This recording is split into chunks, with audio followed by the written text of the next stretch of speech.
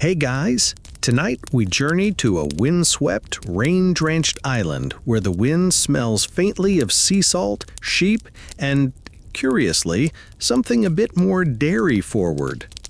You're here to help the monks of a remote Irish monastery carry out their humble daily tasks, and tonight that task involves lighting your way with a candle made not of beeswax nor paraffin, but of fat. Cheese fat, to be precise. You probably won't survive this century, let's be honest. You can barely handle lactose. So before you get comfortable, take a moment to like the video and subscribe, but only if you genuinely enjoy what I do here. And tell me, where are you listening from and what time is it there? I always love seeing how far and wide this little channel travels. Now, dim the lights, maybe turn on a fan for that soft background hum, and let's ease into tonight's journey together. You trudge up a narrow, mud-slick path toward a low stone wall. Mist curls over the hills like it's been paid to do so, and a bell tolls somewhere ahead. Not a loud, majestic cathedral clang, but a rusty, apologetic gong, like the bell itself knows it's been left out in the rain. The monastery appears slowly through the fog, squat, gray, and built like a sheep with arthritis, hunched and stubborn against the elements. Moss coats every surface. You half expect the stones to sneeze. A monk in a hood 3 sizes too big for his head waves you in. No words. You're not surprised. This is, after all, a silent order, or at least a quiet one. Words are saved for prayers, chants, and the occasional necessary complaint about Brother Aidan stealing extra honey. Inside it's a little warmer. Not much, just enough to make the damp feel cozy rather than life-threatening. Your shoes, hand-stitched, probably by someone half-blind, squish a bit. You try not to think about it.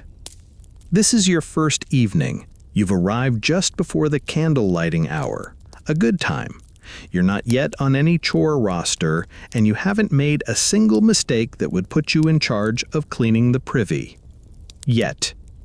You're led down a corridor that smells like damp wool, old ash, and the unyielding presence of livestock. A dim room awaits. It's not the scriptorium, not yet. This is more of a workroom.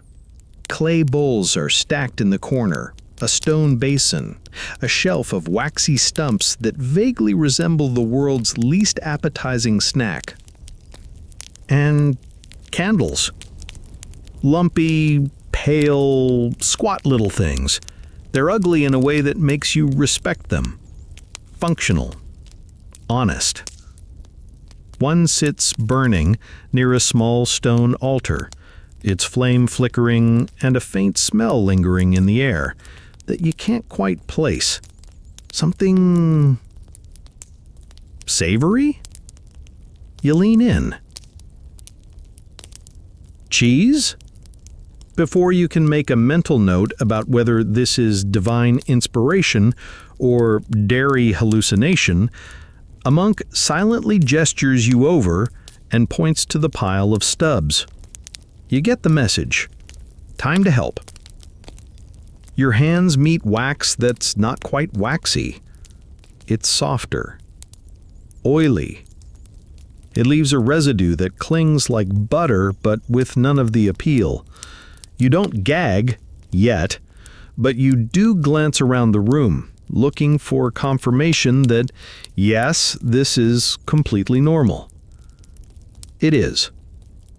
Another monk enters. He's older, with eyebrows so bushy you suspect they might harbor birds. He picks up a candle, sniffs it, nods in satisfaction, and places it carefully in a little niche on the wall. One of dozens. This is the hour of light. In most places, they would use beeswax, luxurious, golden, lightly sweet-smelling. In wealthier abbeys, perhaps imported wax from the continent, but not here. not in this rain-battered sanctuary at the edge of the world. Here, your light comes from the leftovers of your lunch. The creamy top of the milk, the crusty edge of the butter slab, the fatty smear left in the bottom of the curd pot.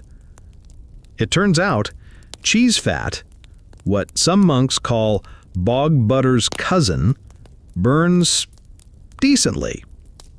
Not beautifully, but decently. Long enough for you to find your way through an icy corridor without tripping over a novice asleep at his prayers. The wind howls outside, and your candle flickers, sending strange shadows up the limestone walls. You shift slightly on the stone bench. Your stomach growls. No surprise. You've had nothing but barley broth and half an oatcake since morning. You reach for a stub to adjust it and realize your hands now smell faintly of aged cheddar and singed wool. Welcome to the monastery. Historians still argue whether Irish monks used cheese fat out of poverty or practicality. Was it simply a matter of survival, or a clever recycling of surplus? Was it widespread, or limited to certain rural communities? You won't get an answer tonight, and honestly, neither will they. But what's clear is this. Someone centuries ago decided that leftover dairy was too valuable to waste. Not just on eating, but on seeing, on praying, on bringing warmth into the darkness. And now so do you. The bell rings again, softer this time. A signal. It's almost time for Vespers. Soon you'll walk into the chapel, candle in hand, the scent of warmed fat curling into your nostrils, like a ghost of someone's very odd dinner. You'll kneel beside the others, murmuring prayers into the flickering dark, the cheese light bouncing off the stone. You try not to giggle. You wake the next morning to a sound that isn't quite a bell, nor quite a knock, more like a wooden clack, echoing down the corridor, like someone politely announcing that it's time to be miserable again. You sit up on your straw mattress, knees cracking, spine stiff. Welcome to monastic living, where back support is a heresy, and blankets are made of 80% wool and 20% regret. The candle you lit the night before has burned down to a stub. It left behind a waxy puddle on the stone shelf, hardened overnight into something that looks suspiciously like cheese that's gone to confession and come back spiritually cleansed. The air in your cell smells faintly of smoke and last night's dinner, which, now that you think of it, was suspiciously similar in scent to the candle. You try not to think too hard about that. You shuffle into your robe, rough and homespun, and make your way out into the cloister. The morning mist coils between the arches like it's searching for gossip. The stone beneath your bare feet is cold enough to make you gasp, a holy kind of gasp, the kind that might double as a prayer, if you say it just right. The cloister garden is damp and quiet. A few other monks drift silently by, like ghosts wearing sackcloth. One is already pulling weeds with terrifying enthusiasm. Another carries a bucket of what you hope is milk, but could just as easily be fish heads. You make a mental note to avoid soup today. A bell finally rings, properly this time. Clear, slow, tolling once for each hour since midnight. It's early, too early for anything except silence and shared suffering. Breakfast is a solemn affair. A chunk of barley bread, a ladle of weak broth, and if you're lucky, a sliver of something that once dreamed of being cheese. The cheese here is not the kind that comes in wheels and sings of alpine meadows. No, this cheese is thick, crumbly, aggressively local. More a suggestion of dairy than a celebration of it. As you chew in meditative silence, you look around the refectory. The windows are small and high up, letting in just enough light to remind you that yes, it's still raining. Every few tables down, a candle burns. Not the long, graceful tapers of a cathedral, but stout, stubby cylinders of pale yellow fat. They flicker stubbornly, throwing wobbly shadows onto the rough wood and stone. The candle nearest you sputters a little. You watch as a droplet of melted fat wobbles down the side and lands in someone's porridge. He eats it anyway. He doesn't even blink. You begin to understand what kind of place this is. After breakfast, chores are assigned. Not out loud. Assignments here are delivered with nods, glances, or the occasional, deeply meaningful eyebrow raise. You're motioned toward the dairy house, which is, you are quickly learning, shorthand for prepare to smell terrible for the rest of the day. The path to the dairy is narrow and lined with herbs, mint, thyme, maybe a desperate attempt at rosemary. The monks say it's for the bees, though bees are rare this time of year. You suspect it's also for spiritual camouflage, the scent of holy herbs doing their best to mask the reek of curdled milk and damp wool. Inside the dairy, it's warmer than the rest of the monastery, thanks to the thick walls and the soft hum of fermentation. Clay pots line the shelves, their contents in various stages of becoming food or something far more philosophical. You're handed a pail and directed toward the cow enclosure. Now, these cows are not the sleek, photoshoot-ready Holsteins of modern farms. They are small, scrappy, with long, shaggy coats, and the permanent expression of animals who know the rain will never stop. You greet one. She stares. You try to pet her. She declines. Still, she allows you to milk her. The process is surprisingly rhythmic, and you fall into a sleepy sort of trance. Pull, squeeze, squirt, repeat. The milk hits the bucket with a soft splatter, warm and slightly frothy. You are now contributing to the very substance that will later be turned into prayer fuel. Historians still argue whether Irish monks intentionally diverted part of their milk production for lighting, or if it began as a happy accident. Cheese gone too soft, butter gone too far, and a monk with fewer taste buds than sense deciding to set it on fire. But you see now that everything here serves multiple purposes. Milk becomes food, of course, but also fat. Fat becomes light. Light becomes time. Vespers, Compline, Matins, measured not by clocks, but by the flicker of flame. The monk beside you nods once, approvingly, and you realize you've filled your pail. He takes it without a word, disappearing into the back of the dairy, where the magic, or the mess, happens. You're left alone for a moment. You breathe in the strange, sour-sweet air.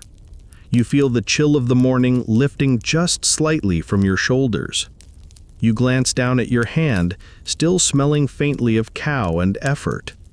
And then you see it, a stub of candle left on a little shelf in the corner of the dairy. Burned low, melted strangely, a small pool of fat still congealing in the base. It smells like the cow you just milked, and slightly, faintly, like hope. By mid-morning, the fog has retreated just enough for the hills beyond the cloister walls to look slightly less like myth and more like landscape. The air smells of damp soil, ash and something unmistakably sour-sweet. Cheese fat, of course. It's in everything here. On the robes, in your hair, likely under your fingernails. The cows have done their part, and now so must you. You're assigned to the cream rations. Inside the dairy's side chamber, cool and dim, long wooden troughs hold milk in various stages of separation. It's been left to sit overnight, and now cream has risen to the top in thin, velvety sheets that must be skimmed with slow, deliberate hands. A monk gestures for you to begin. You take a shallow ladle, shaped like a seashell, and begin to draw the cream off, careful not to dip too deep into the milk below. The texture is silky, like liquid velvet, rich, luxurious, almost indecent in its decadence compared to your breakfast. But none of this cream is for eating, not directly anyway. This is candle cream. Each pail you fill will be churned later, not into butter for bread, but into a crude, grainy fat, the kind of thing modern chefs would scream about, but which lights a chapel just fine. The monk overseeing the operation carries a small ledger. It's a rough thing, made of bark parchment and stained with decades of mysterious splatters. He dips a quill into something that looks more like soot than ink and carefully notes your portion. Every ladleful you skim is watched with the kind of intensity normally reserved for criminal trials or particularly competitive chess matches. Cream here is currency. Not in the traditional jingle-in-your-pouch sense, but in this monastery, every drop matters.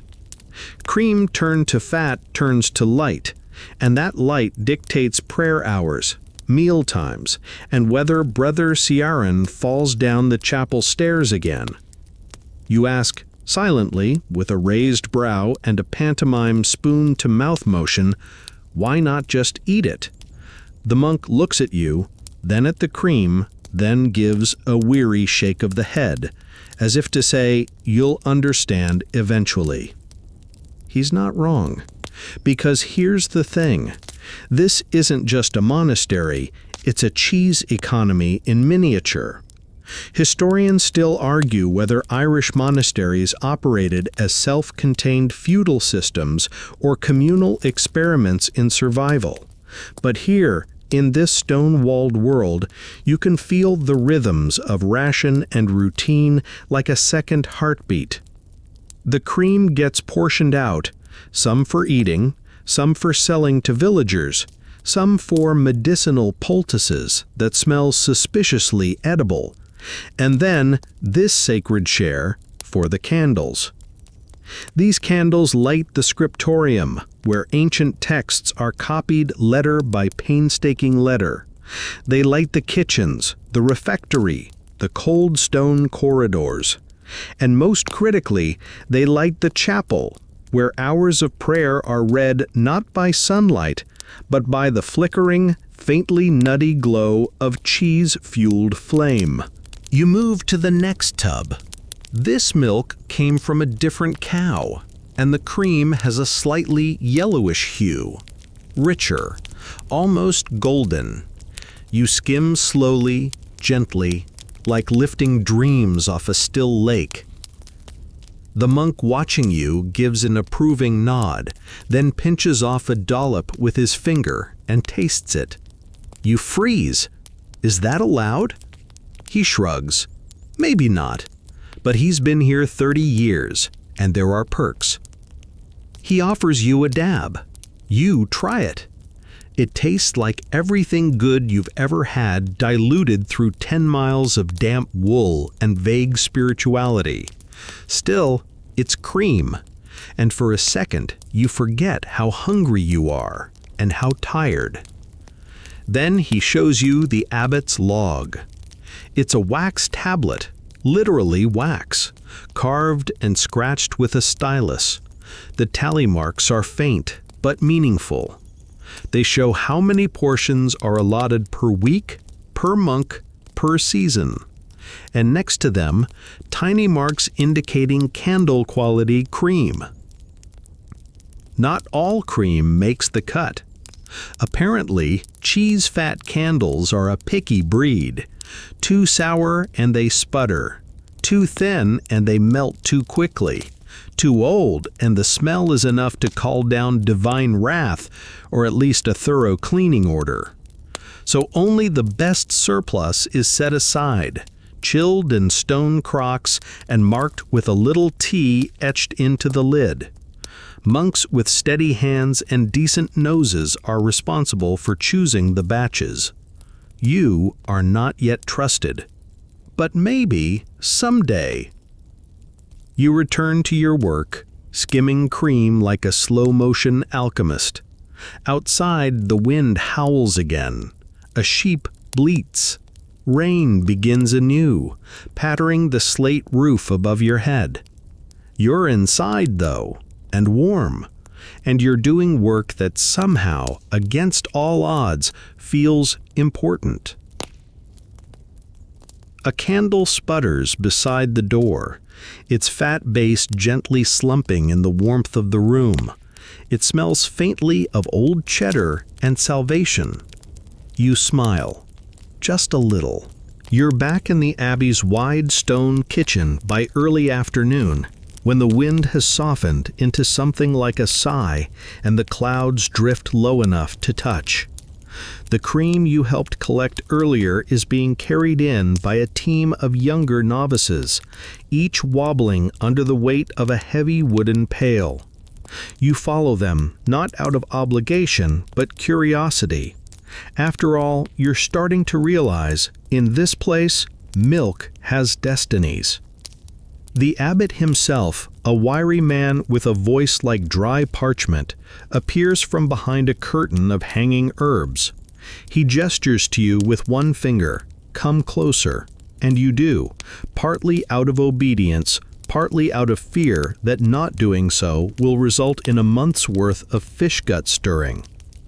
He leads you to the fat-melting hearth, the holy of holies in the monastery's candle-making process. The heat here is intense. Someone has clearly been tending the fire for hours already. Iron pots, blackened and ancient, sit above glowing embers. One is bubbling gently, exuding a rich, oily smell that hovers somewhere between soup and candle shop. A monk with worryingly singed robes hovers nearby, stirring with a stick that looks suspiciously like it used to be part of a bishop's crozier. He catches your eye, smiles faintly, and reveals two perfectly bare eyebrows. They've been singed off. You wonder briefly if that's why he got assigned to this job. You're handed a ladle and invited to stir. You do, cautiously. The fat inside the pot is thick and golden, just beginning to clarify. It's not pure butter, not quite ghee either. It's something in between. A thick, cheesy reduction strained through cloth and left to melt down into a usable base. Any remaining solids will be skimmed off. What's left behind is the stuff of ancient luminescence. You're sweating in moments. The heat from the hearth is relentless and the air feels greasy. The abbot nods at your technique, then grunts something that might be approval or might be indigestion. It's hard to tell with monks. Next to the hearth, rows of clay molds are already laid out. Each is shaped like a squat cylinder, slightly tapering at the top. The bottoms are lined with coarse linen wicks, twisted by hand and soaked in brine to keep the flame even. One of the monks picks up a mold, tilts it, and sniffs. You raise an eyebrow. He nods sagely. "Cheese remembers," he mouths. It's a saying here, apparently. meaning if the milk came from an overexcited spring cow or if the cream had even a hint of wild garlic from a field, the candle will carry that memory. Some monks even claim that candles burn with different moods depending on the cow. Historians still argue whether that's folklore or the early medieval equivalent of office gossip. But you swear the one currently burning near the hearth smells vaguely like daisies and defiance. The fat is ready. Using a thick, scorched cloth, you help pour the melted cheese fat into the waiting molds. The process requires a steadier hand than you expected. Too fast, and the wick dislodges. Too slow, and the fat cools before the mold fills, leaving ugly gaps and a half-finished candle that burns like a guilty conscience.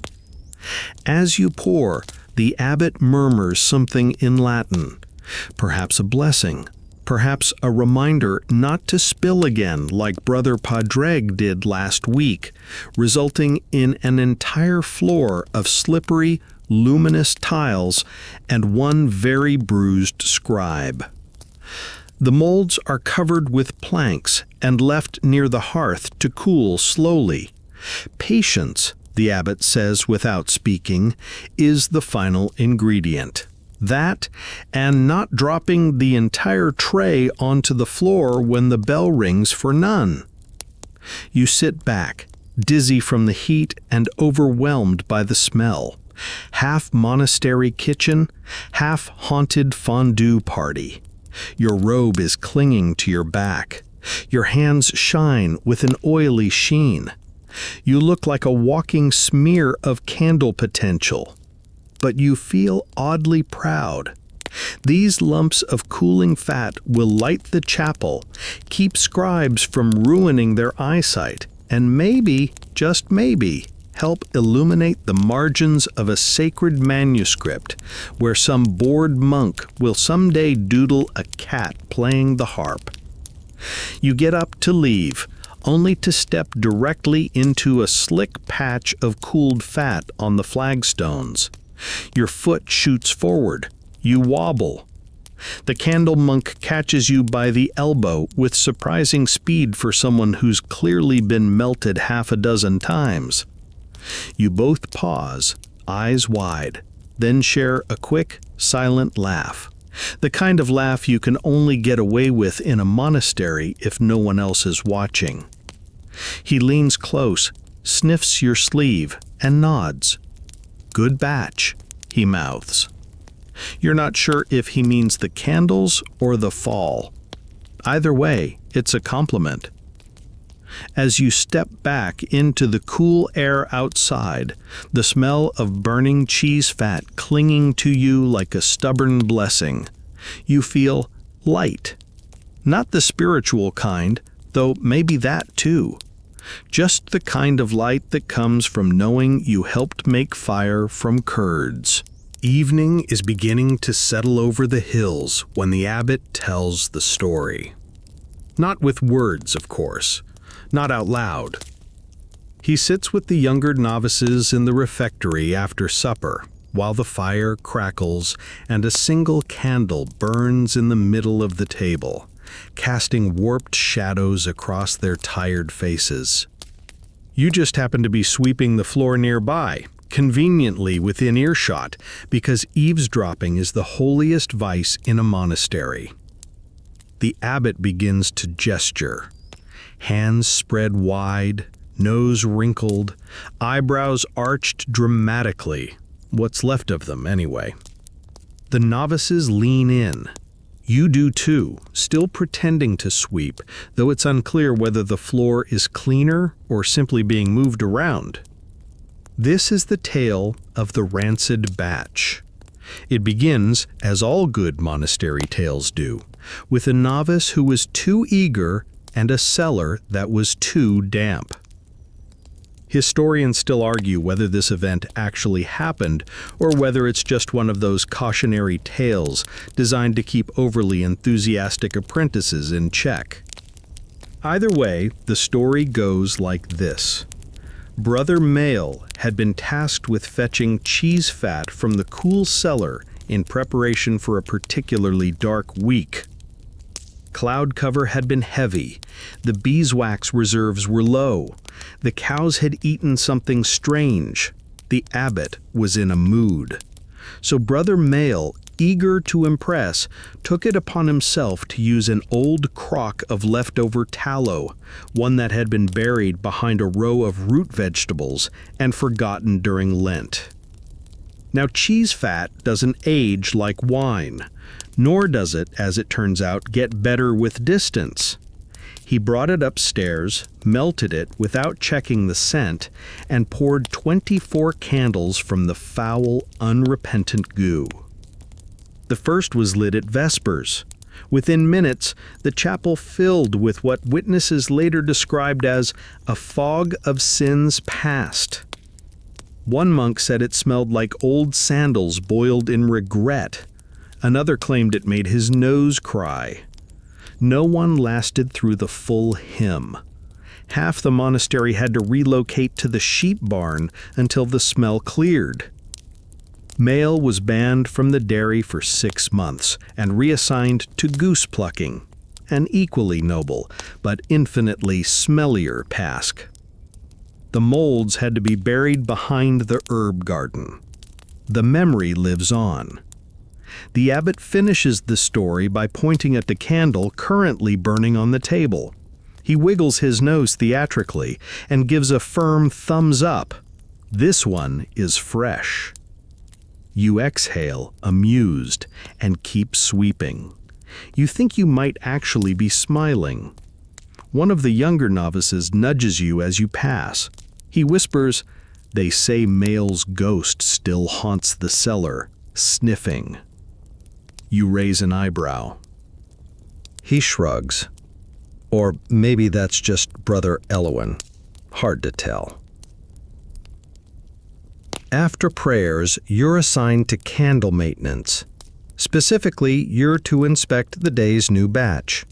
You return to the mold room, now cooler, the candles solid and set. You unlatch the wooden covers and lift each candle carefully from its mold.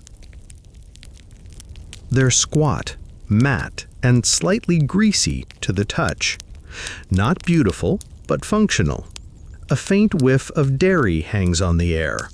Pleasant, even. You trim the wicks with a bone-handled knife and line the candles on the shelf by size. A ritual so methodical it could count as penance or therapy, depending on the day. Each one has slight variations in color, some more golden, some almost white. The scent, too, shifts slightly. A trained nose, like the eyebrowless candle monks, could probably identify the cow by name. You wonder briefly if anyone's ever tried to name the candles. You decide against suggesting it. That feels like a slippery slope to idolatry or loneliness. Then comes the final test. One candle is chosen, randomly, and lit to ensure the batch burns properly. You strike flint to steel, no easy task with sweaty hands and a drafty window nearby. Finally, a spark catches. The wick hisses, and the flame flickers to life. At first, it's hesitant. Then it steadies, a small warm bloom of light. You watch. It burns clean, a soft, buttery glow. You lean in, inhale, and you have to admit, it smells kind of good. Faintly earthy, a little nutty, like someone tried to roast bread in a field full of sheep and then gave up halfway through. You imagine this light spreading across the chapel, falling on a scribe's page as he copies the Gospel of John for the 6th time this winter, illuminating the feet of a monk as he kneels in midnight prayer, dripping quietly onto cold stone as a storm lashes the abbey walls. This is more than lighting. It's presence, a kind of warmth in a world mostly gray. You snuff the test flame with a clay cone, watch the last curl of smoke rise, and place the candle gently into the approved basket. The others will follow tomorrow. You leave the room, hands still slightly greasy, the story of Brother Mail lingering in your mind like the faint scent of toasted failure. Outside, it's dark now. A few stars struggle through the clouds. From the chapel, a bell tolls softly. And somewhere, faint but familiar, the smell of cheese fat drifts on the wind. The next day begins with mist, of course. It always does. But it carries a certain clarity this morning. A breeze off the sea pushes the fog around like a lazy housekeeper, and for a brief, shining moment, you can see the tops of the hills. They're dotted with stones and sheep, and one particularly grumpy goat you've named Brother Fergus, despite strict policies against fraternizing with the livestock. You're summoned again to the candle hearth, but today you're not stirring. You're learning from the source, Brother Ailby, the eyebrowless one. He beckons you over with a flap of his sleeve. A pot of soft, chilled cheese tallow sits beside the fire, and next to it a strange assortment of tools, a wire loop, a hollowed horn, a rock with a hole through the middle. None of this fills you with confidence. He gestures for you to sit, then lights a candle, a fresh one from yesterday's batch. He holds it close to his face, inhales, and lets out what can only be described as a satisfied dairy sigh. Then he begins. This is fire from curds. Your first job is to understand the substance. Cheese fat isn't just melted butter. No, that's a mistake the green novices make. Butter melts easily, but burns dirty. Too many milk solids. Cheese tallow is strained, then strained again. What you're left with is something denser, more stable. It doesn't smoke unless you push it too hot. It doesn't flicker unless you let the wick go ragged. He presses a finger into the cooled fat. It leaves an imprint. Then he scoops some out and rolls it between his palms, forming a rough, pale ball. You don't ask why. He tosses it into the pot with a shrug, as if to say, art needs practice. You're shown the wick sticks next, splinters of ash wood, used to wrap and shape the wicks before setting them into molds. The wick is a sacred thing, he mouths, the soul of the candle. If it curls too much, the flame dances. Too stiff, and it gutters out. You watch as he gently lays a wick into a mold, like tucking a child into bed. Then he hands one to you.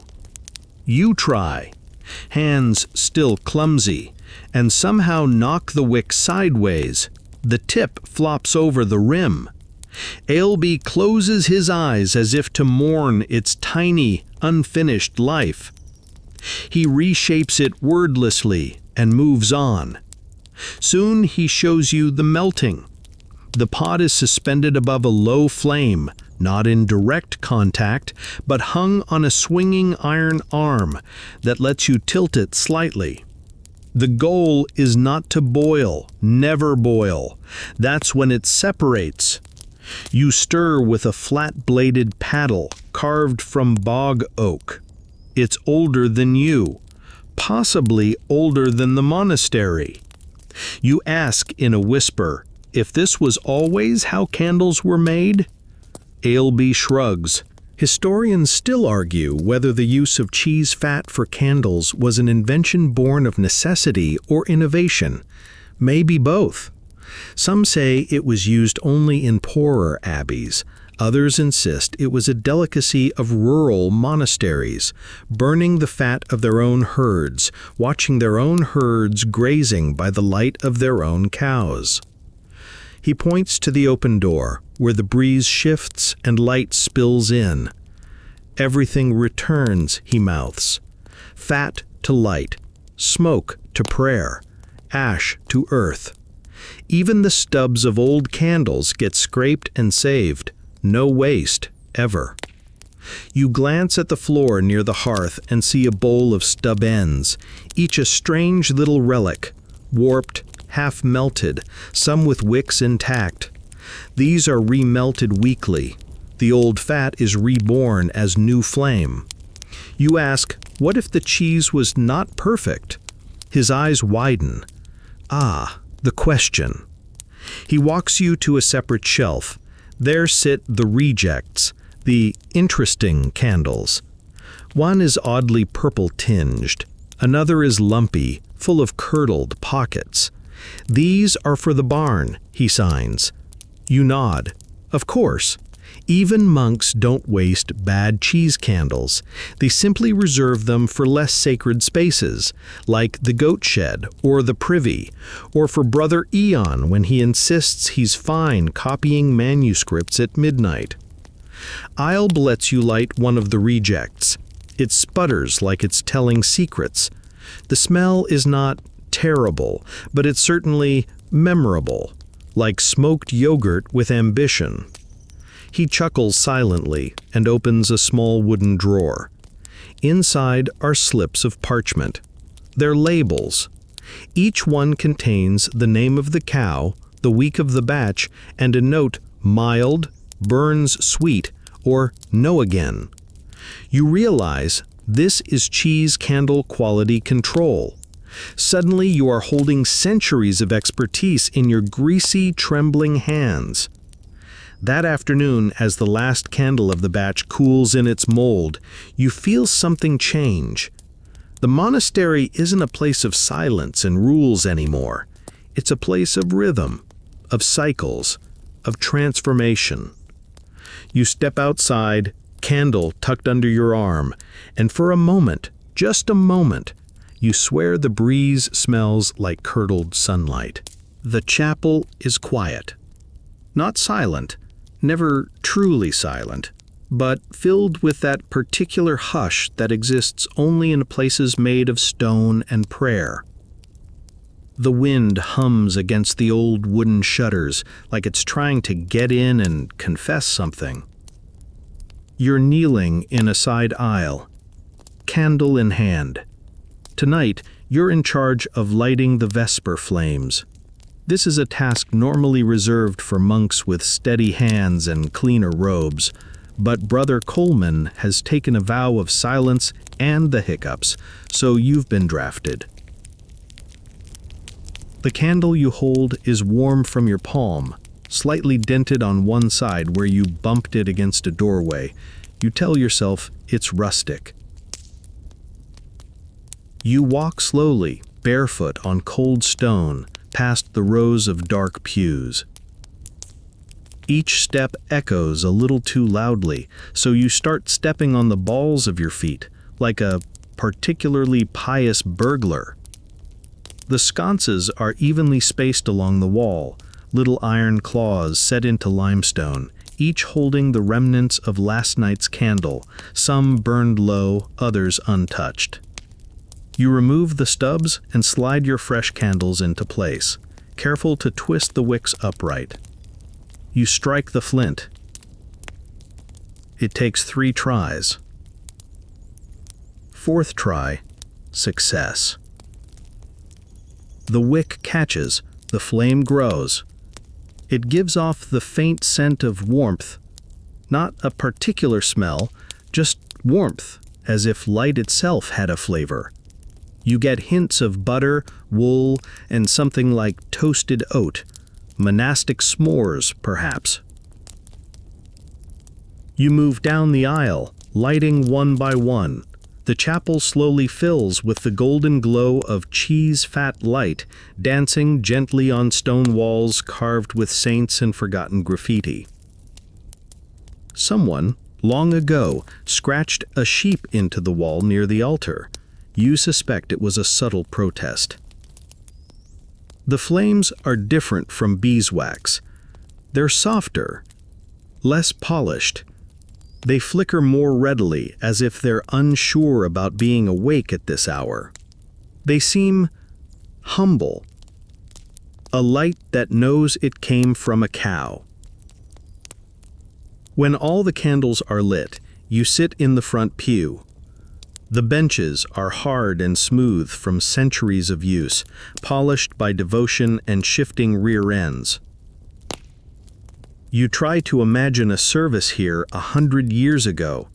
The chant would be the same, the robes mostly unchanged, and the light still this faint, creamy shimmer. The monks then might have knelt in the same cold spots, felt the same breeze under the door, squinted at the same uneven glow, and smelled the exact same candle that made you gag a little during practice. You glance up. The beams in the ceiling are darkened with centuries of soot, layers of prayers rising up as smoke. You wonder how much of it was cheese. The organ creaks slightly, though no one plays it tonight. Perhaps it's protesting the derriere, or perhaps it just misses being played. You notice now that the candles closest to the altar burn slightly differently, more evenly. Ilbez's work, no doubt. He has a sixth sense for wicks. The man could probably trim one with his mind. You're supposed to pray, so you do. Quietly, not with words, just presence.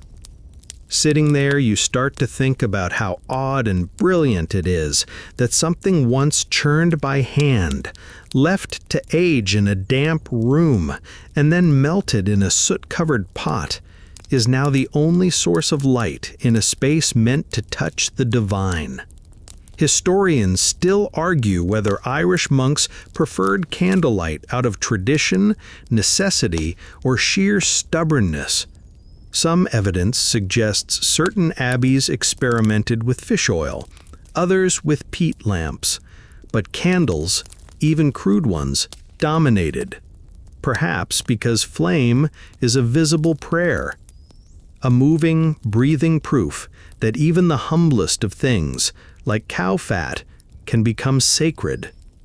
You reach into your robe and pull out a small stub from last week, a misfit candle with an uneven base. You like to carry one around now, not for light, just for company. It reminds you of something Ilbez signed the day before. Even the stub burns. You place it gently in a corner niche and light it.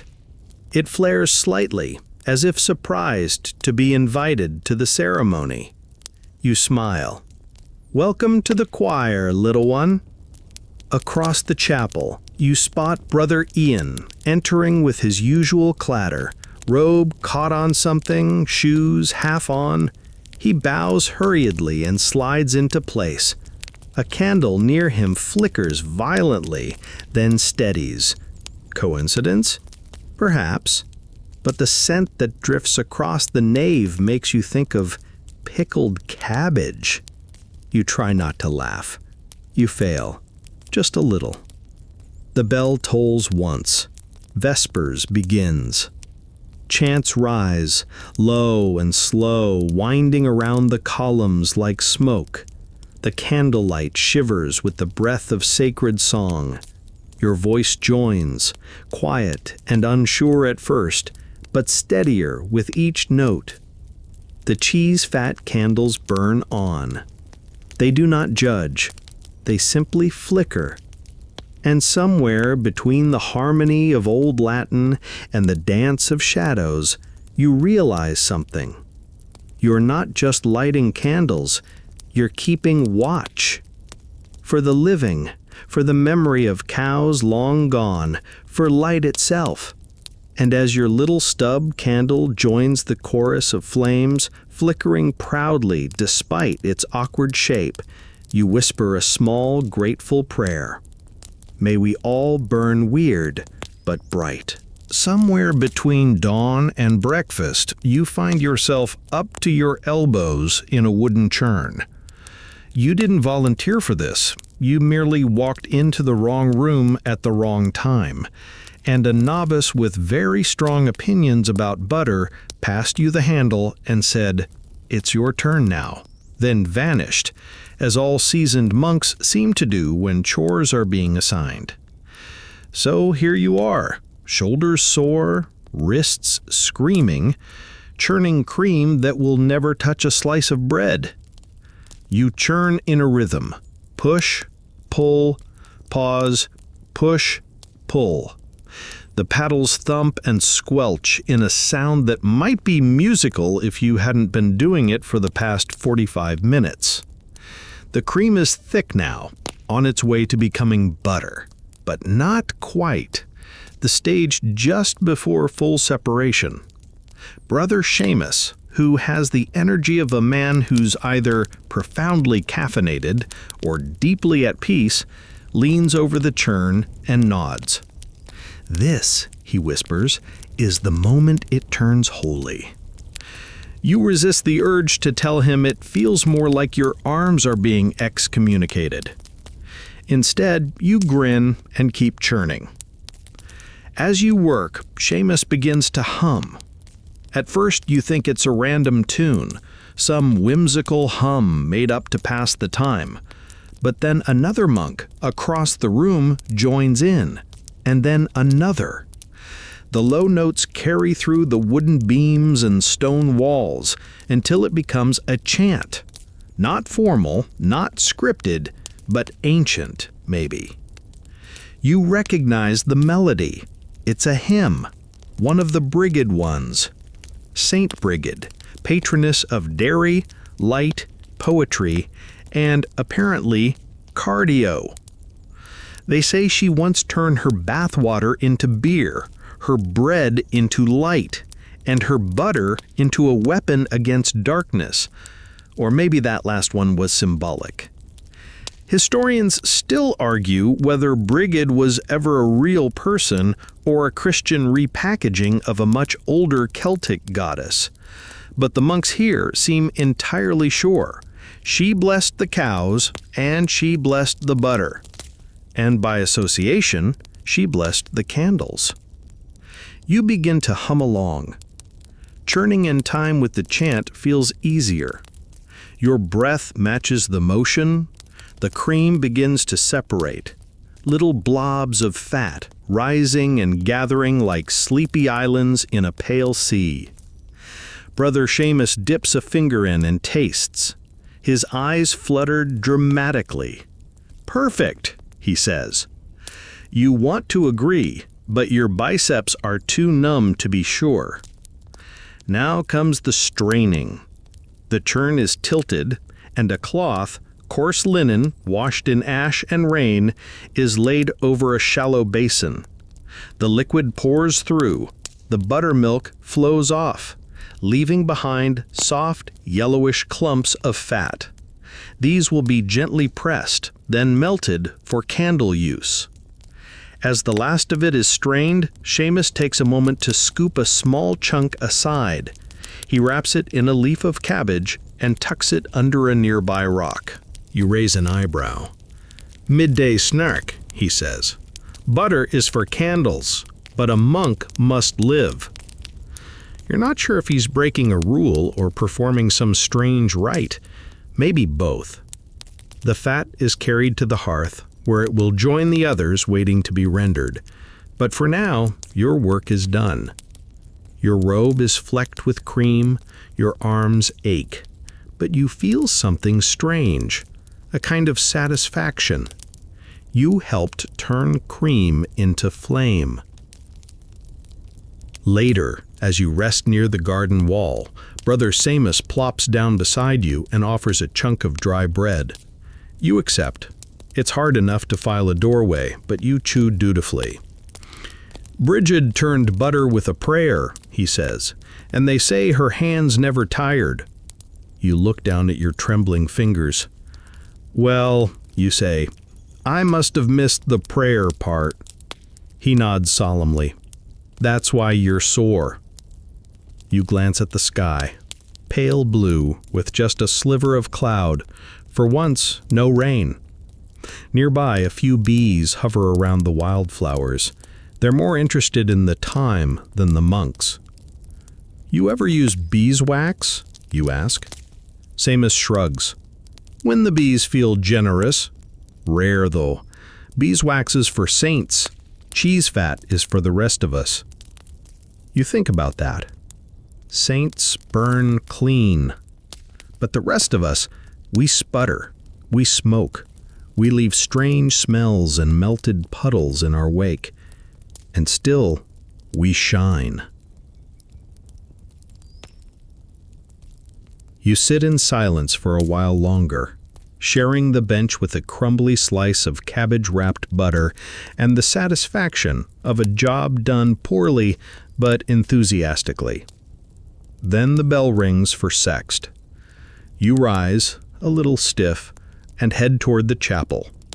You'll be lighting the candles again tonight, and now you'll know exactly what went into them. A few hours of churning, 2 numb shoulders, a cabbage leaf, and a hymn to a saint who may or may not have ever existed, but whose butter still burns. You're standing in the narthex again, cold stone underfoot, a candle in your hand, still soft from the afternoon's pressing. You've been asked to light the Vespers flame, not just any candle this time. This one goes into the sanctuary, up by the altar. It's an honor, apparently.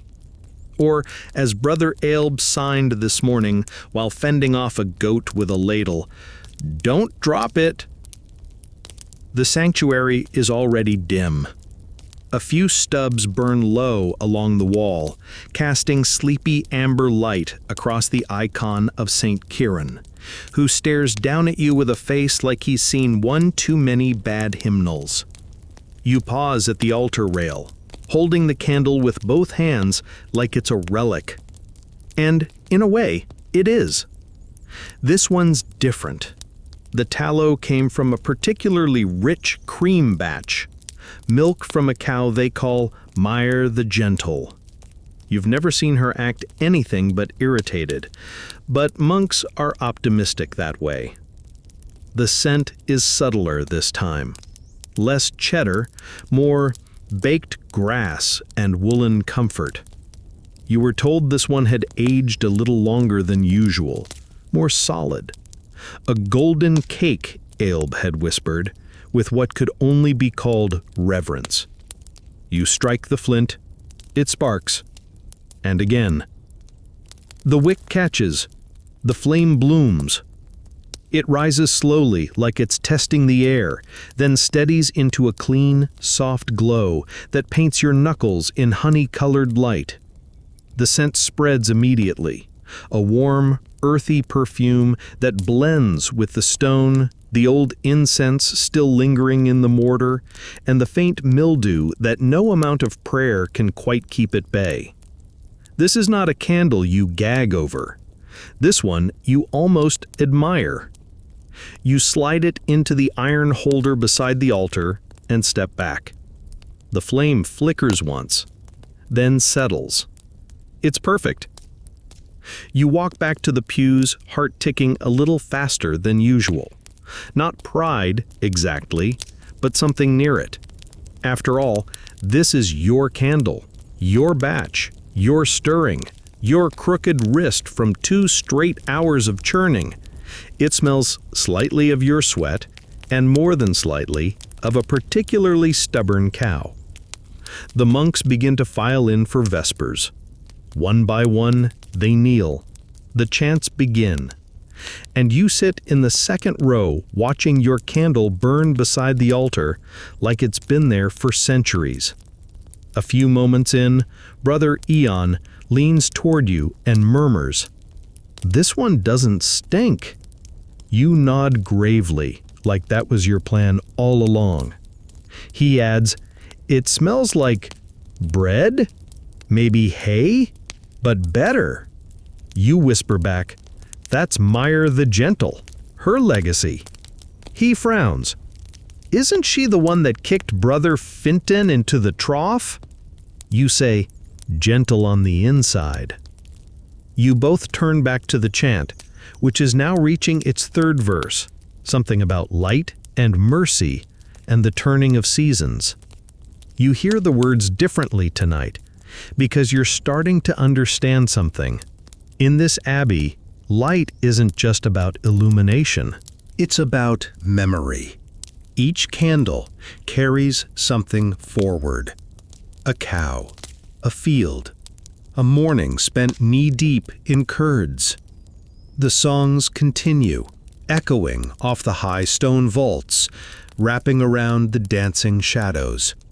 Your candle, yes, yours, burns steady, no smoke, no stutter. A flame that might actually last the whole service without vomiting into the floor. Historians still argue whether candlemaking in medieval monasteries was ever considered sacred work. The records are unclear. Was it just a chore, like chamber pot scrubbing and fish gutting, or was it understood, quietly, as something more? The monks here never say, but they notice. When you get back to your cell after the service, a small slip of parchment waits on your cot. Just 2 words, written in an unsteady hand. Well burned. You don't know who left it, but your smile sticks around for hours. That night, just before sleep, you light a little test candle, a leftover from the same batch. You set it on your stone windowsill, shielded from the draft. Its glow stretches across your blanket, catching the folds like water.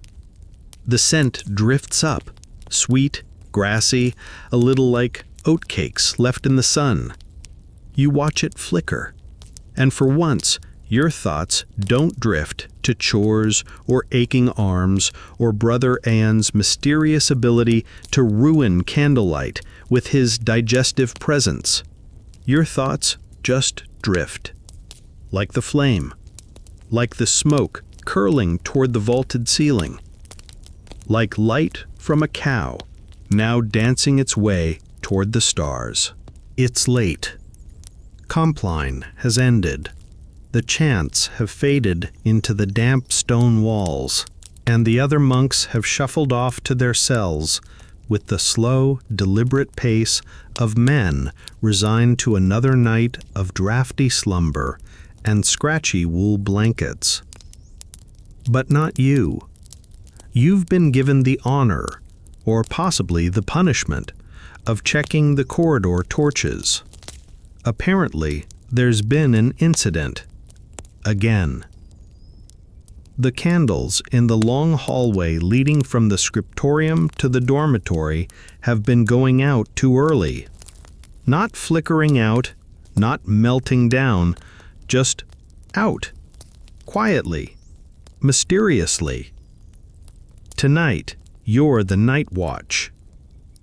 Armed with a candle stub in one hand and a long taper in the other, you set off, barefoot, down the hallway. The corridor is long and narrow, its flagstones uneven and chilly. You count each torch as you pass, 9 on the left, 10 on the right, each set in an iron sconce, each fed from the same batch of candles you helped make 2 days ago. The cheese-fat batch. The good batch. And yet, 2 nights ago, the third candle from the library entrance just blinked out. And last night, 4 went out at once. No draft, no trickery, just darkness. You stop beside one of the offending sconces. The candle burns steadily now, as if butter wouldn't melt in its mouth, or, well, cheese fat. You kneel, Watch it. It flickers slightly. The scent is normal, mildly nutty with a grassy undercurrent, perfectly unthreatening. You sit cross-legged beside it and begin to wait. And wait. Somewhere nearby, a door creaks, a floorboard groans. You remind yourself that old wood is loud, not haunted. Still, you light another taper, just in case. You're nearly dozing off, head tilted sideways on the stone, when it happens. The flame gives a little flutter, then, pfft, gone. Not blown out, not flickered out, just gone. You blink, hold your breath, relight it, and wait again. Behind you, soft footsteps approach. You turn. Brother Ian. Of course. He squats beside you, robes rustling. Is it doing it again? He whispers. You nod. Third one, same as last night.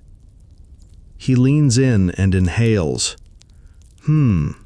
Smells fine. Could be the batch. You both know it's not. You helped make this batch. You stirred it with your own blistered palms. You saw it burn perfectly for Vespers. Still, he shrugs. Could be ghosts?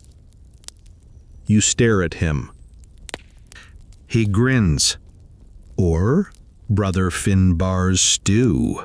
And there it is. The theory none dare speak.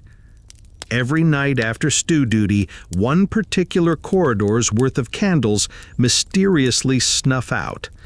Not dramatically, not dangerously, just quietly disappointed. Ian leans closer to the sconce and sniffs again. Bit cabbagey, now that I think about it. You sigh. You think it's him? He nods, solemn. I've shared a pew with him. Candles not the only thing that goes out. You pinch the bridge of your nose. This is not what the holy texts meant by purification. You relight the candle again, and both of you step back, holding your sleeves over your noses. After a few minutes, it sputters, shivers, and goes out. Confirmed. We're dealing with gastrointestinal sabotage. You make a mental note to request a seat change in chapel. Historians still argue whether early Irish monasteries understood air quality in enclosed spaces. Some records suggest rudimentary ventilation systems, slotted shutters, open eaves, even holes carved in stone walls for wind to pass through. But none of the scrolls mention flatulence nubuste candle extinguishing, a missed opportunity. Back in the kitchen, Brother Finbar is already asleep, snoring with the ferocity of a small forge. You and Ian prepare a solution. By the light of your taper, you remove the delicate cheese fat candles from the hallway sconces and replace them with the older ones, the heavy, hardened batch you made with scraps from 3 weeks ago. Ugly, lumpy, practically bulletproof. Ian grins. Let's see 'em snuff these out. You nod. And let's not tell Ailby. You return to your cell well after midnight, fingers still sticky from handling the backup candles, which smell like damp hay and distant failure. But they'll burn, even if Brother Finbar decides to experiment with boiled cabbage again. You light your own stub candle before sleep. It flares, catches, glows. The scent is comforting. Cheesy, yes, but familiar. The kind of smell you now associate with prayer, peace, and the occasional mystery. As the flame dances on your wall, you smile. You've solved your first monastic candle crime. And while the scriptorium might still smell a bit strange tomorrow, at least it'll be lit. Morning greets you with an unexpected visitor. A wandering scribe, long-bearded and wide-hatted, has arrived at the abbey gates with a pack full of vellum and a cloak soaked through with last night's rain. He carries a staff carved with tiny spirals and a bundle of wax tablets tucked under his arm like a treasured loaf of bread. The monks don't rush to greet him. No one ever rushes here, but they do eventually send Brother Radan, who gestures politely and leads him inside. You follow at a safe distance, curious. Scribes are a rarity in these parts now. Most abbeys write for themselves, hoarding precious scraps of Latin like squirrels with scrolls. But this one's different. For starters, he smells faintly of lavender and old sheep. And he doesn't ask for bread or broth. He asks for cheese. 2 rounds of it, specifically. Hard, aged, with a bold rind. Brother Ailby raises an eyebrow. And candles, the scribe adds, almost as an afterthought. 6 of them, good ones. You're standing near the hearth, cleaning a soot-blackened mold. You freeze mid-scrub. Your candles. He wants your candles. The abbot emerges from his quarters, robes impeccable despite the eternal damp. He speaks quietly with the scribe for a few moments, then nods once. A trade is made. 2 wheels of cheese, aged in the back cellar since spring, are carried out. They're so hard they could double as weapons. You helped rotate them once and nearly dislocated a shoulder. And in return? Poetry. The scribe will stay 3 days, copying verses into the monastery's collection. He offers to recite some aloud during supper, but the abbot gives him a look that says, only if it rhymes and doesn't delay Compline. And of course, 6 candles. From your batch. You watch as the scribe selects them. He sniffs each one like he's choosing fruit at a market. He chooses one of the golden ones, probably Mare the Gentles, and then 2 shorter stubs, plus 3 from the backup tray, the ones that smell faintly of moss and repentance. You wonder what kind of writing deserves that particular scentscape. Later that day, you find him in the scriptorium. He's set up near a narrow window, parchment unfurled, ink pot steady, your candle burning nearby in a clay holder. The scent of aged tallow and old vellum hangs in the air. You hover for a moment, pretending to inspect a shelf of hymnals. He's writing in tiny, precise letters, the sort of script that looks printed even under candlelight. His breath moves in rhythm with the quill. Dip, stroke, pause. Dip, stroke, pause.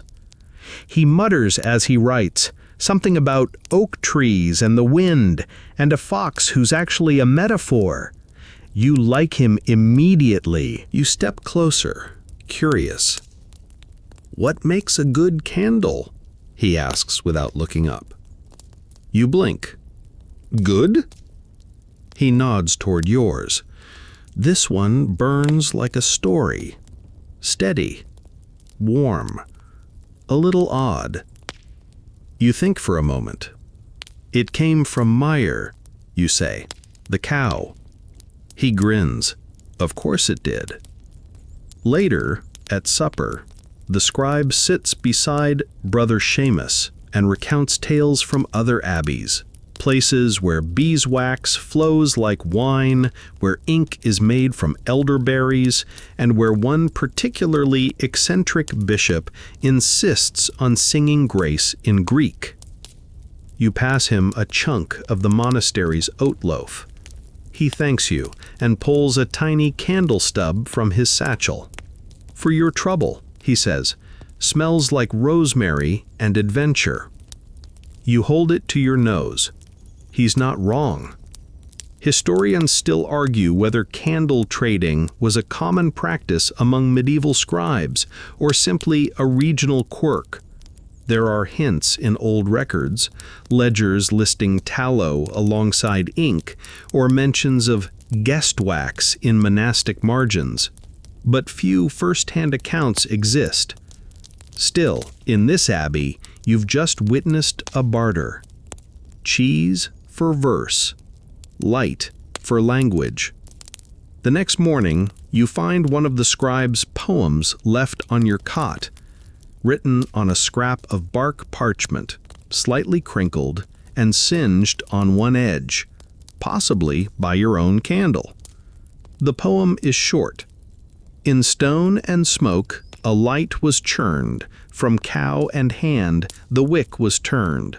Though humble flame and humble cheese, the monk brings night to gentle ease. You smile. You don't keep many things in your cell, but you fold the poem neatly, tuck it into the nook behind your candle stub, and relight your tiny flame. The wax melts. The scent rises, and somewhere nearby, the scribe hums to himself, composing by cheese light. The sun never quite comes out today. It's more of a lighter shade of damp, a gentle drizzle that fades just enough to let the stones sweat instead of soak. You're in the dormitory now, halfway through folding your robe in a way that technically counts as obedience, when you hear it again. Psst. And then silence. The unmistakable sound of a candle snuffing itself out, or being snuffed. You pause. Slowly turn. Brother Oyan is already there, peering dramatically into the corner of the room like a monk-shaped detective in search of the sacred flame bandit. "That's the fourth night," he says in a hushed tone, as if candle extinguishing is now a capital offense. You glance toward the offending candle, still smoking, still warm. You reach down and relight it, holding your breath as the flame flickers, steadies, and burns. Nothing unusual, no draft, no ghost cow. Oyan squints. You think it's Brother Oltan? Why would he hates light, complained once that candles mess with his internal moon cycle. That was a metaphor for his sleep schedule. Was it? Oyan whispers. You decide not to engage, but you are curious. And so, after evening prayer, you set a small trap. Not a physical one, you don't have that kind of time or rope, but a candle trap. You take a slightly irregular stub from the reject pile, burns fast, smells a little like boiled socks, and place it carefully in the hallway where the snuffings have been most frequent. Then you sit and wait. For a long time, nothing happens. The flame dances. The corridor stays quiet, aside from the distant sounds of someone coughing, a goat sneezing, and the rhythmic creak of Brother Finton's knees. And then, psst, gone again. You lunge forward, only to find a figure disappearing into the side passage, hooded, suspiciously tall, moving fast for someone in a wool robe. You pursue naturally. Historians still argue whether candle sabotage was an actual form of monastic protest. Some point to scribbled margins in medieval texts suggesting frustrations about candle assignments. Brother Colin hoards the fat stubs, or lighted mine before the bell again. But nothing quite explains what you're dealing with now. You find the figure crouched behind the woodpile, holding something. You clear your throat. The figure jumps. It's not Brother Olton. It's Brother Eowyn. Of course. He holds up a cork, a snuffing cork. One of the old ones kept in the sacristy, used for safely extinguishing altar candles without blowing hot wax onto the vestments. You cross your arms. He shrugs. I was conducting an experiment. You've been snuffing the candles? Just the ugly ones. You blink. I think they're cursed. You stare. He fidgets. Okay, maybe they're just smelly. That last one made my eyes sting. You sigh, deeply. The kind of sigh that monks have perfected after years of fasting and silently judging people who sneak second helpings of oat mash. You could have just told someone. Ewan nods. I was going to, but then I thought, what if the cheese remembers? You blink again. He nods more firmly now. What if the cow knows, like deep down, that her milk was burned too fast or molded wrong? Maybe she haunts the candle. You look up at the candle in the sconce, still flickering, perfectly fine. No cows are haunting this monastery, Eowyn. A long pause. Yet, he says. You walk away. That night, the dormitory candles all stay lit. No mysterious extinguishings, no cheese-fueled phantoms, just steady flames and the usual background hum of monastic flatulence. Still, you dream oddly. Of cows with glowing eyes, of candles that moo when you light them, of Brother Eowyn whispering in a corner to a particularly lumpy tallow stub. You wake up in a sweat. The candle on your windowsill still burns gently beside you. The room smells like buttered stone and damp wool. No ghosts, just cheese. And perhaps one monk with too much imagination. It's cleanup day, or as Brother Seamus calls it, the day of eternal scraping. You wake to the sound of someone coughing up a hymn and a large copper pot being dragged across the flagstones. The hall echoes with the unmistakable scrape, thump, scrape of monks pretending not to resent every inch of the kitchen floor. You're summoned, naturally, to the wax room, or more accurately, the cheese tallow aftermath chamber. There's no glory here, just crumbs. You stand before a low table cluttered with candle stubs, misshapen, burned halfway, some with wicks curled into little waxy snails. The room smells like old milk and faint disappointment. A perfect Tuesday. Brother Ileby is already there, sleeves rolled up, inspecting a melted mess of fat and lint stuck to a mold base. He nods to a large wooden bin in the corner. The crumb bucket, Eowyn whispers, appearing at your side with the kind of timing that suggests he's been lurking behind the door for 10 minutes. The bin is, in fact, full of scrapings. Bits of hardened cheese tallow, chipped from sconces, windowsills, and the sides of burned-out molds. They're lumped together like the world's worst trail mix. Pale yellow, grayish-white, and a mysterious green that you hope is from herbs. Your job today is simple. Melt it all down, filter it, and recast it. These are the second chance candles. You sit beside the hearth and light the fire with a stub saved from last week. It flares up quickly, maybe too quickly. You blow gently to calm it, and soon the pot is hung, the scraps dumped, and the scent begins to rise. It's not great. Imagine if fondue had joined a monastery, taken a vow of silence, and never bathed again.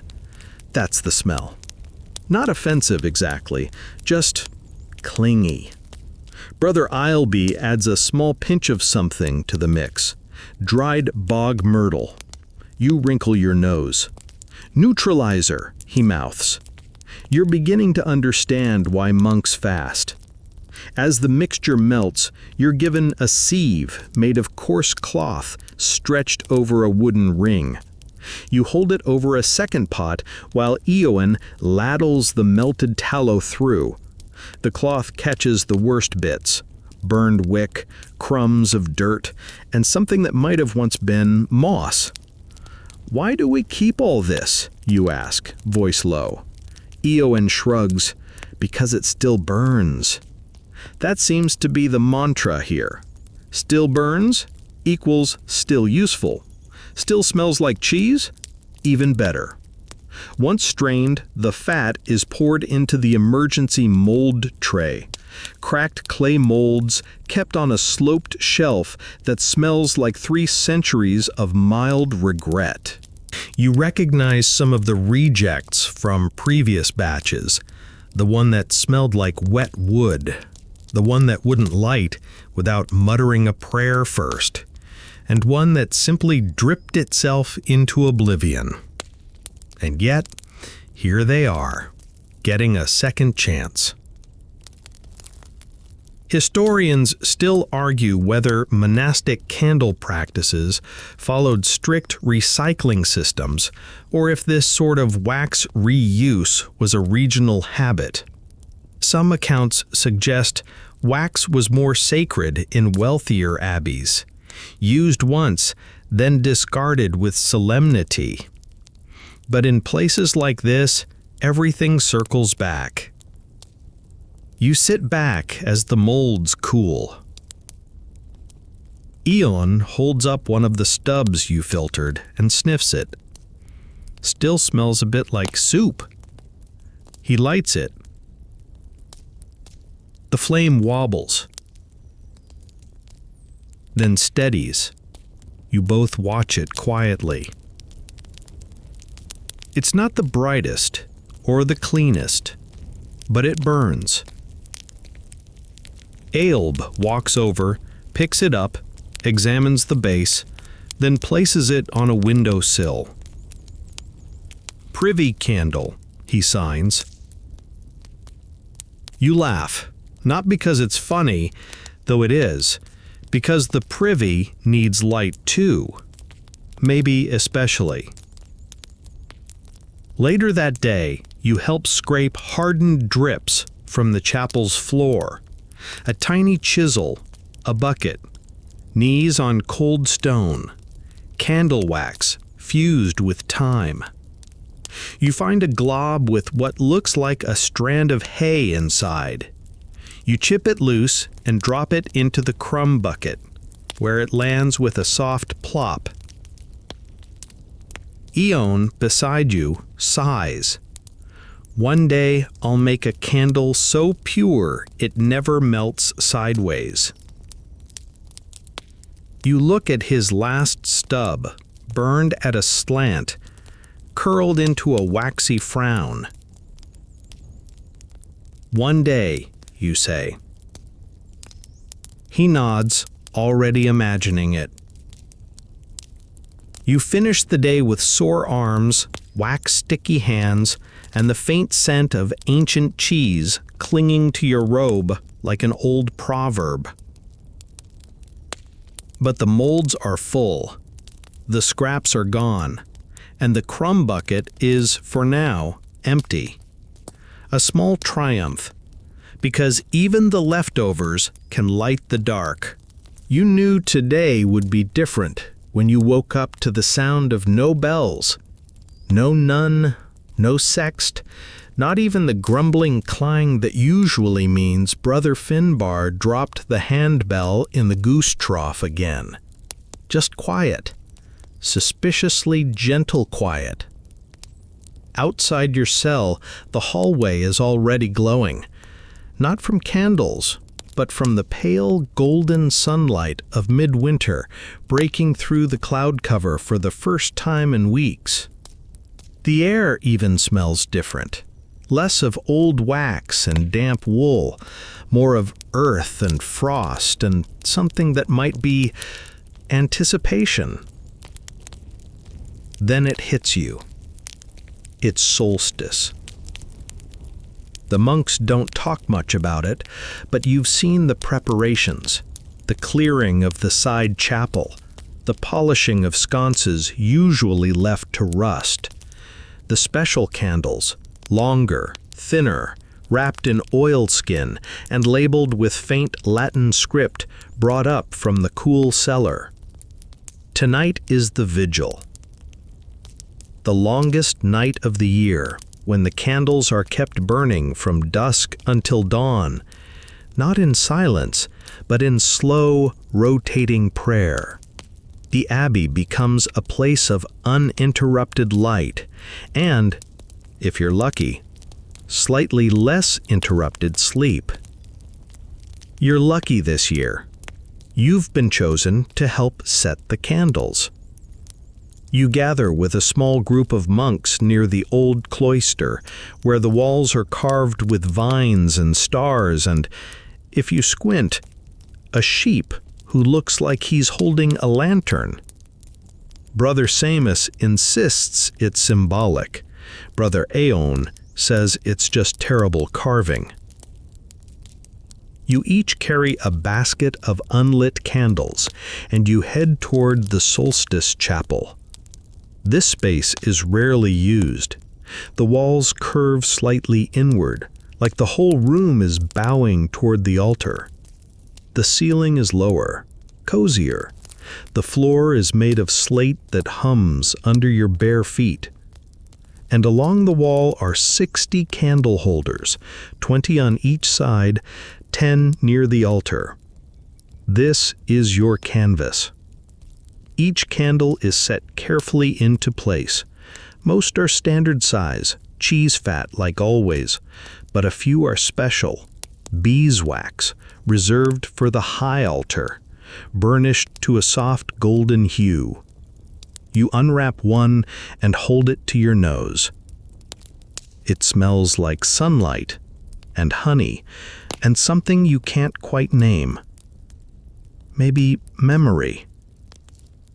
You glance at Brother Ailby, who nods as if to say, "Yes, even we light the fancy ones sometimes." By late afternoon, the room is ready.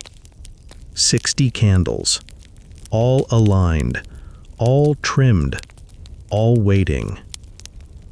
At dusk, the lighting begins. One by one, flames are passed. No ceremony, no chant, just breath and spark and glow. You hold your candle to the next wick, watching as the fire kisses it gently, then moves on. The room brightens slowly, not with harshness, but with a thickening of the air. Golden haze, soft shadows, light pooling in corners like warm milk. You take your place by the door. Your shift is from dusk until the middle watch. After that, Brother Alton takes over, assuming he doesn't oversleep again and set his robe on fire like last year. The candles burn quietly. There's a different quality to them tonight. The cheese-fat ones, yes, but also the beeswax, and even a few layered blends, fat and wax, churned together by candle monks, hoping for both longevity and dignity. You breathe deeply. The scent is layered, earthy, buttery, slightly sweet. If light had a kitchen, this would be its aroma. Ian sits beside you, cross-legged, muttering verses from a psalter. He's not on duty, but no one asked him to leave. "This is the good batch," he says softly. You nod, and they're holding well. No drips yet. You glance around. It's true. Even the crumblier ones are burning clean. Maybe they know, he adds, with the tone of someone about to make it weird. Know what? That it's the longest night, that they've got to last. You snort. They're candles, not heroes. He raises an eyebrow. Same thing in here. And oddly, you agree. Because these flames aren't just about seeing. They're about presence, about staying awake in the dark, not in fear, but in faith that dawn will come. Historians still argue whether candlelit vigils during the winter solstice were a borrowed tradition from older pagan rites or a purely Christian invention meant to symbolize the light of Christ.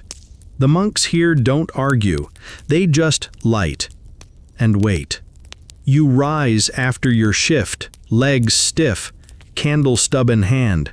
You pass the flame to Brother Olton, who is miraculously awake. He takes it with a grunt and nods at the beeswax candle nearest to the altar. "That one's singing," he says. You pause. Listen. Nothing, of course, but maybe a low hum? You smile. Perhaps that's what cheese-fat dreams sound like. You return to your cell as the rest of the abbey sleeps and wakes in turns, each monk keeping the light alive just a little longer. And as you pull your blanket up to your chin and place your candle stub on the windowsill, still glowing gently, you feel it again. The warmth of something ordinary made sacred. The longest night is halfway over. And thanks to 60 cows, 8 monks, 1 scribe, and a crumb bucket's worth of recycled hope, it will be bright. You wake before dawn, not because of the bell, which hasn't rung yet, but because of a glow. Not the sunrise. Not yet. It's the chapel. From your narrow window, you can see it. Soft amber light spilling across the courtyard stones, flickering faintly in the cold morning air. A living hush has settled over the monastery, and for the first time in weeks, the wind is still. You throw on your robe and hurry outside, bare feet careful on the slick, moss-streaked stones. Inside the chapel, the candles are still burning. Not all of them. Some are stubs now, puddled into little waxy relics, but enough.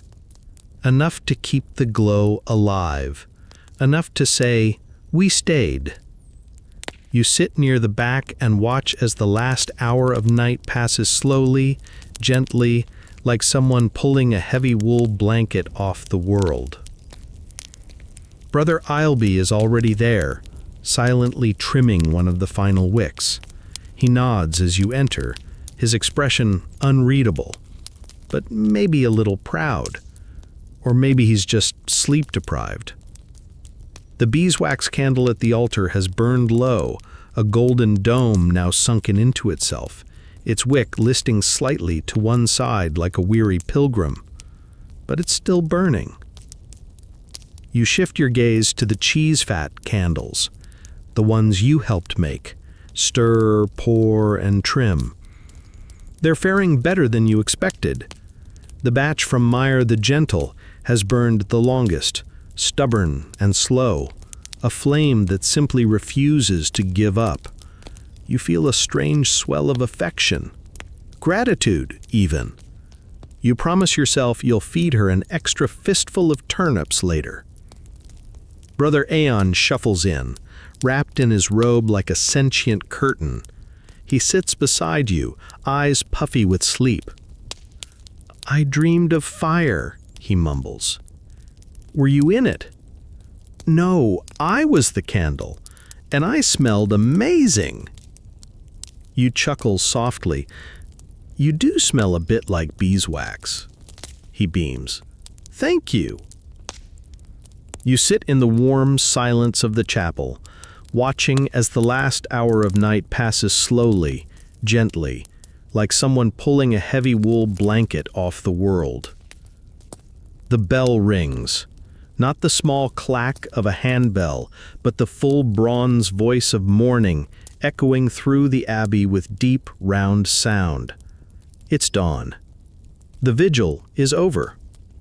One by one, the monks enter, some blinking in the light, others with hands folded, ready to sing the lauds.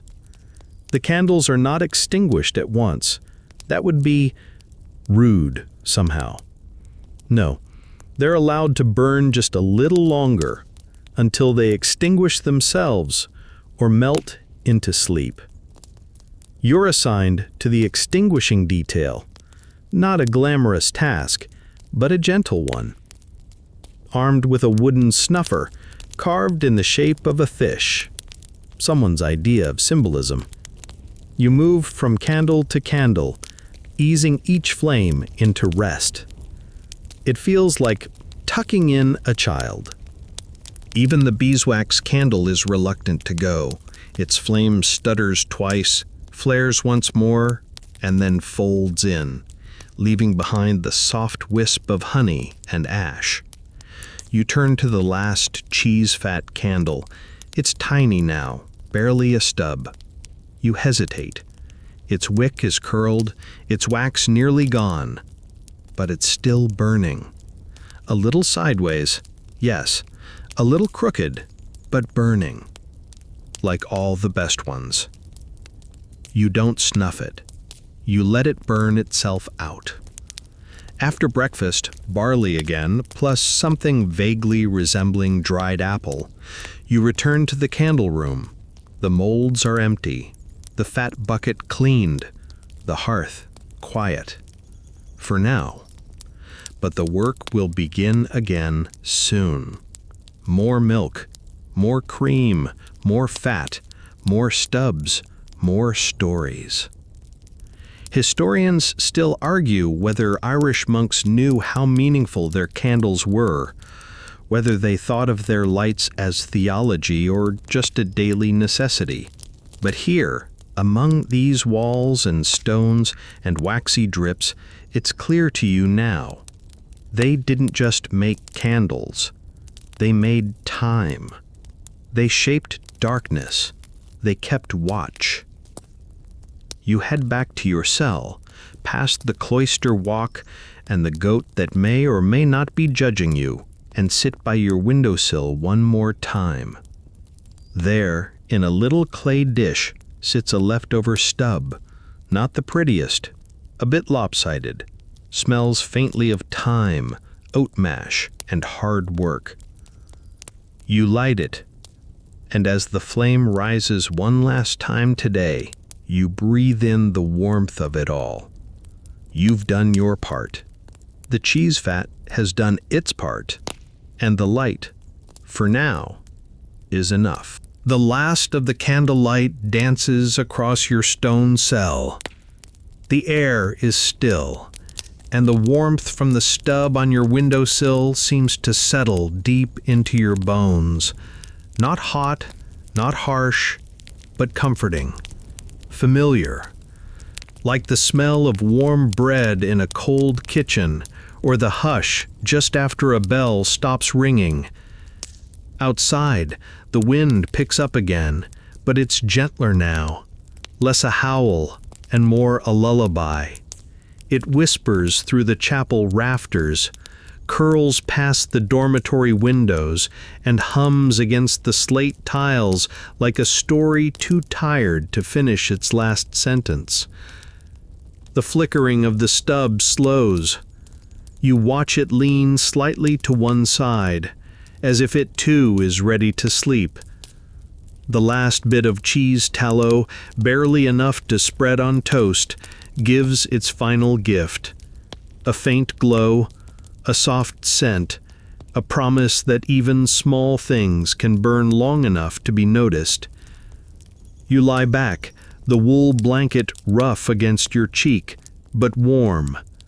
You feel the heaviness settle, the good kind, the kind that says the day is done, the watch was kept, the flame stayed alive. And just before your eyes close, you see it. The candle dies, not in a puff or a sizzle, but with the quiet sigh of something complete. The dark returns, slow and smooth and full of rest, and in that darkness, somewhere deep in your chest, the light remains. Sleep well, friend. Sweet dreams.